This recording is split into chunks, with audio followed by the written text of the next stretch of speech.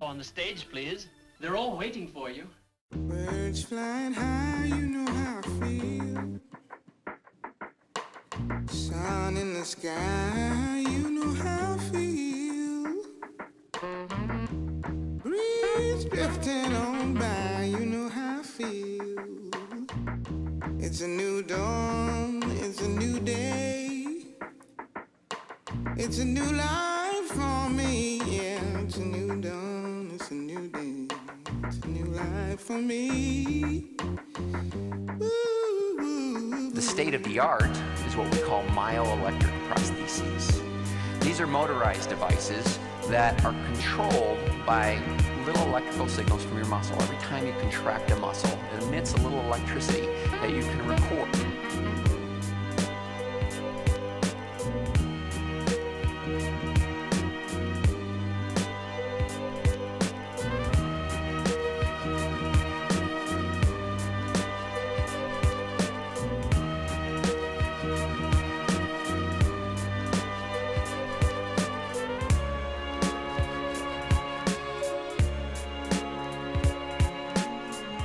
But at the end of the day, how do we tell these robotic arms what to do? How do we control them?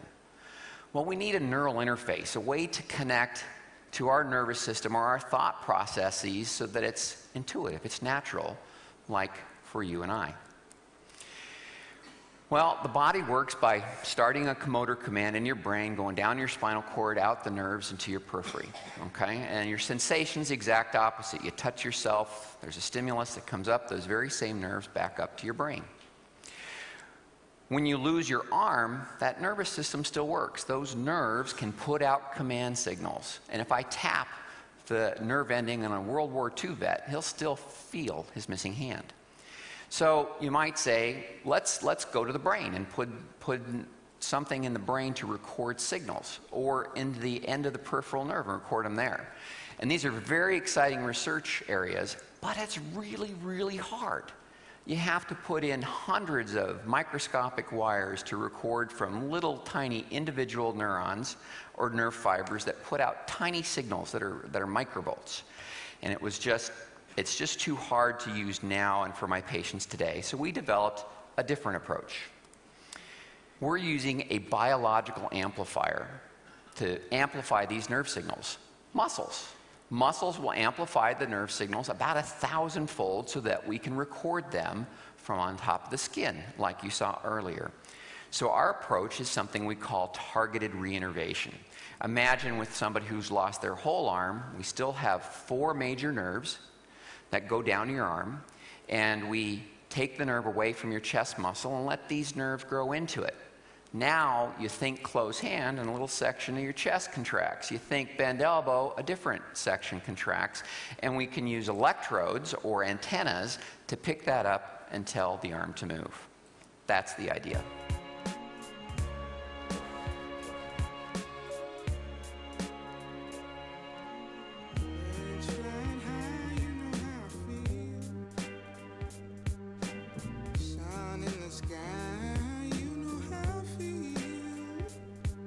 And you could see strong contractions. And this is what it looks like.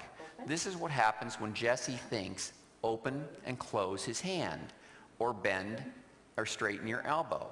You can see the movements on his chest, and those little hash marks are where we put our antennas or electrodes. And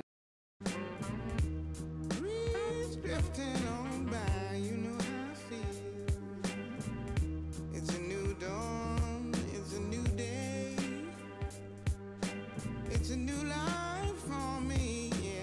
It's a new dawn, it's a new day. It's a new life for me.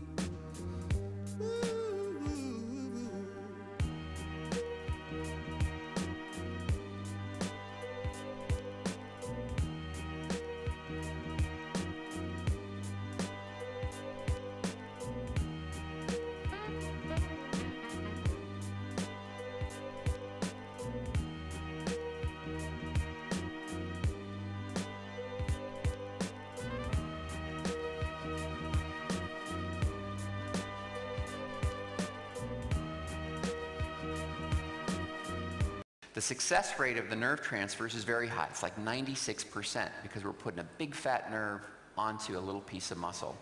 And it provides intuitive control. Our functional testing, those little tests all show that they're a lot quicker and a lot easier, and the most important thing is our patients have appreciated it. Ooh. That's Claudia, and that was the first time she got to feel sensation through a prosthetic.